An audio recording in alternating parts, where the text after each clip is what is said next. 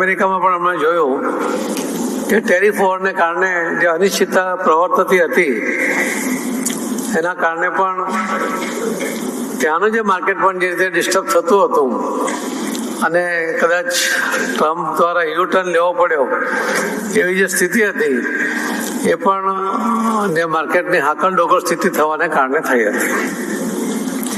મારે તો મિત્રો આપને એટલું જ કહેવું છે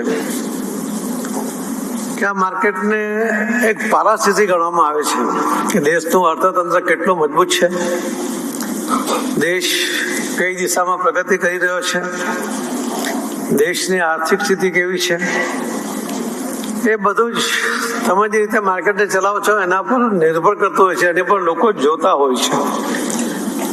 ખરેખર ફક્ત એવું પણ નથી હોતું કે માર્કેટ બહુ ઊંચે ગયું એના કારણે સરકાર ખૂબ મજબૂત થઈ ગઈ, સ્ટેબિલિટી છે, અથવા માર્કેટ નીચે ગયું એટલે કોઈક અસ્થિરતા આવી ગઈ છે.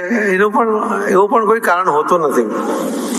હું તો ઘણી વાર જોતો હોઉં છું કે કેમ માર્કેટ આટલું હાઈ ગયું, કેમ અચાનક આટલું તૂટી ગયું, અને એની જયારે કોઈ સાથે વાત કરતા હોઈએ છીએ ત્યારે બહુ હાસ્યાસ્પદ કારણો પણ દેખાતા હોય છે.